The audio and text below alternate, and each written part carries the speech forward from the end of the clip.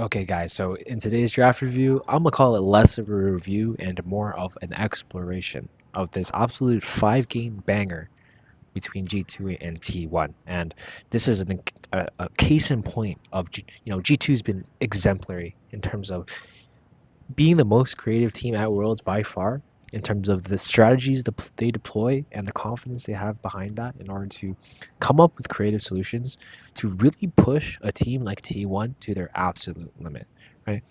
And they do that so differently and interestingly, and it's so engaging to see, even from a draft perspective, that teams are willing to go so far in order to sort of garner some advantage. And I think it's really, really creative. And I wanted to point out little tidbits of each game. Some cooks are pretty good from G2.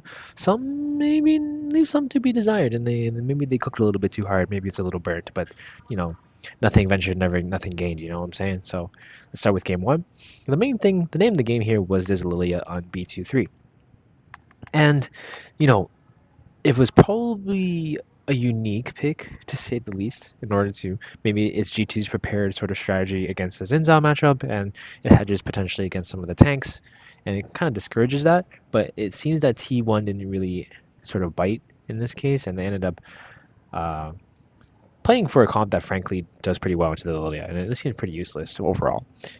If you ever to give a recommendation of any champion that would probably slot in with it, I think Ivern would look pretty good here. You see the Zinzao, you could probably 2-3 like Ivan Tristana. It would look really great as well. It probably does the same thing, if not better.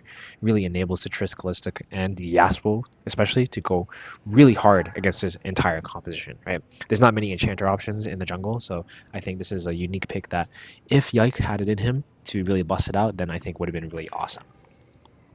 The other thing I wanted to point out is this is the introduction of the Yasuo into TF era, because this is G2's answer into the TF top that T1 and a lot of other teams are trying to go for, and I think really, really good stuff.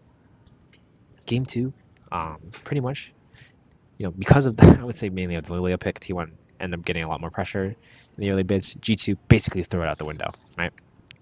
And you see here, I would pay attention to the Vayne ban and the Camille bans from Phase 2. So they're really hedging for making sure top is as stable as possible. Is probably by far the most wacky sort of lane situation out of any role right now in the game.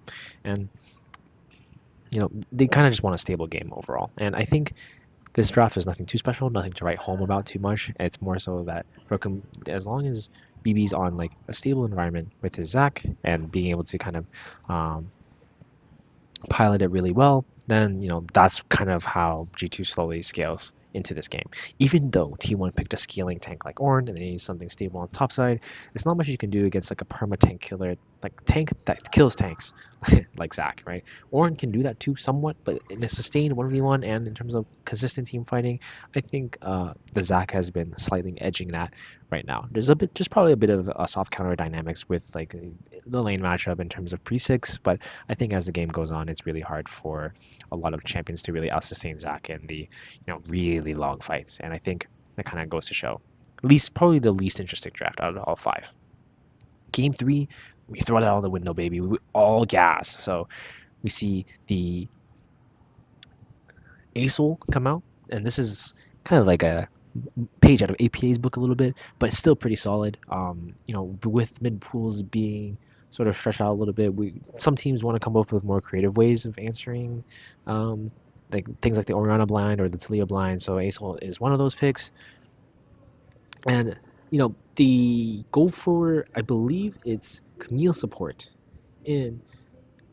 into Poppy's self counter pick, or potentially it might just be a blunder from T1 to not realize that they could flex Poppy support still, because maybe potentially the interpretation from T1 is that this is probably a pre-pick top lane into the potential Cassante top rather, and preventing T1 from really getting that stable top side.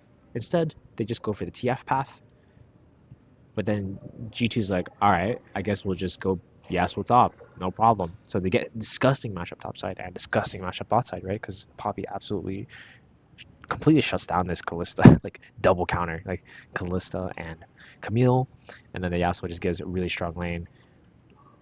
And it's just really really hard for T1 to play, even if you're the best in the world. It's like you can't turn wind like water into wine with some of these matchups. It looks super unplayable across the board, and I think good on G2 to make that adaptation.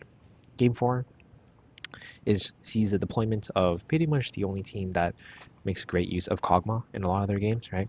I think G2 is one of the, if not the only team that really uses it, and they only go for it in very specific windows where they think it's kind of safe to do so, right? Because there's a lot of bad matchups potentially where it can get used and abused, and you want to make sure that you're not in that sort of situation. So they see the big three here.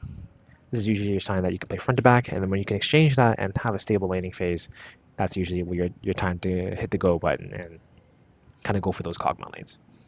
In this case, I would say it didn't necessarily pan out as well as they probably thought, likely because of champions like Varus and Bard still being able to get really good lane pressure and then translating it into other parts of the map. So T1 were probably able to just close this out before the game really ended, before the game really got to that point, and yeah, that's probably the main answer for there. So ideally, you look for a stronger confirm if you're G2, but in this case, they kind of just took the risk there on R3, and they kind of got punished by T1's good sort of answer to it. And in Game 5, I would say it's also a pretty close draft. This looks very similar to T1's Worlds draft out of last year, to be honest with you. I believe Callisto was still strong back then, actually. Lee Sin Aria deployment, and on paper, it's really good for G2, but it might just be sort of like down to execution. Like, this is one of those drafts I remember back then, like sometimes it's like a do not try this at home draft where it looks all right on the surface, but these types of drafts completely scale with the execution of the team, right? Like if you're good enough, like Lee Sin can go into any draft, right? That's the logic here. Or you can go into any draft. You can pilot it well enough because on paper, yeah, you have counters all over the place. Zac counters like Sante.